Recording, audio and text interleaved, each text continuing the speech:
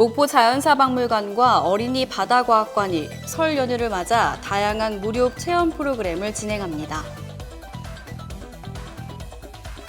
여수시가 지난 18일 유소년 축구클럽 여수FC 창단식을 가졌다고 밝혔습니다.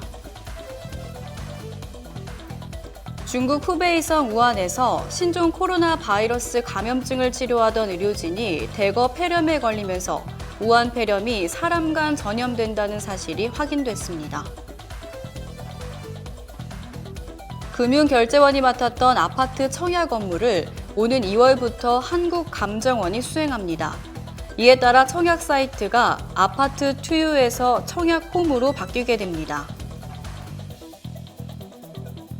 올해 설 연휴 고속도로 정체가 24일 오전과 25일 오후에 가장 혼잡할 것으로 예상됩니다. 자세한 소식은 잠시 후 뉴스에서 전해드리겠습니다. 시청자 여러분 안녕하십니까? 신동아 전남방송 뉴스 권민아입니다. 목포 자연사박물관과 어린이 바다과학관에서는 설 연휴를 맞아 24일부터 26일까지 다양한 무료 체험 프로그램이 펼쳐집니다. 목포 자연사박물관에서는 우리 집 가온 써주기와 박물관 로고를 찾아라 등의 행사가 준비되어 있으며 어린이들의 인기를 독차지했던 아프리카 사자가 특별전을 끝내고 박물관 로비에서 관람객을 맞을 예정입니다. 사막도 목포 어린이 바다과학관에서도 해양 탐사 구축함 만들기 등 다양한 체험 프로그램이 진행될 예정입니다. 박물관 관계자는 설날 당일 한복 착용자는 무료 입장이 가능하며 연휴 기간 동안 다양하고 흥미로운 체험과 함께 온 가족이 즐겁고 행복한 설 명절을 보내시기 바란다고 안내했습니다.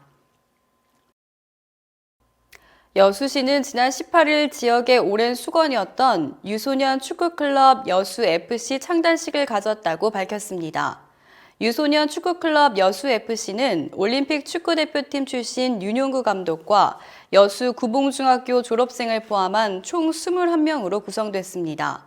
시 관계자는 지역 축구와 한국 축구 발전에 기여할 수 있는 계기뿐만 아니라 여수시의 명예를 한껏 드높일 것으로 기대한다고 말했습니다. 한편 유소년 여수FC는 1월부터 체계적인 훈련에 돌입하고 후반기부터는 각종 전국대회에 출전할 계획입니다.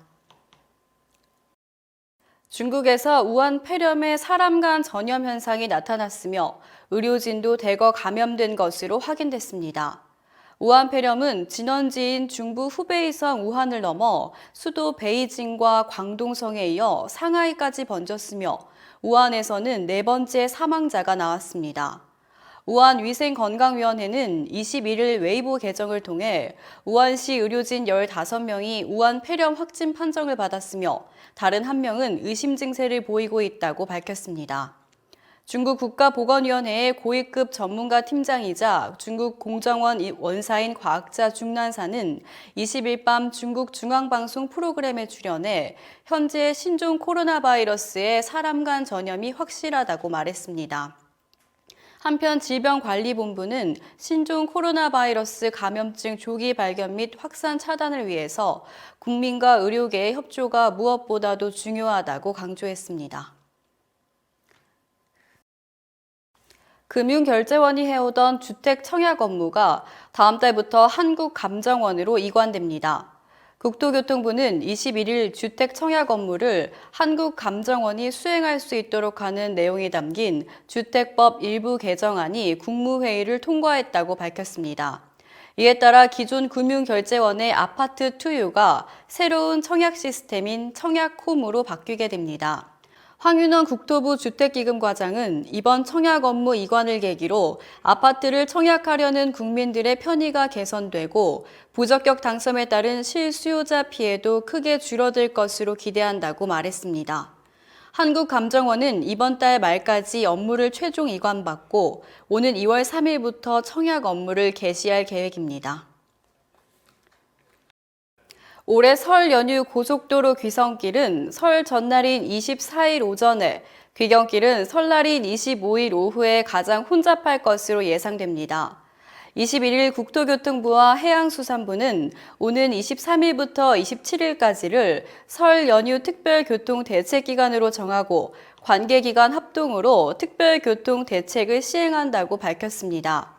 정부는 고속도로와 국도의 임시 개통과 갓길 차로 확대 등을 통해 차량의 소통이 원활하게 이루어지도록 할 계획입니다.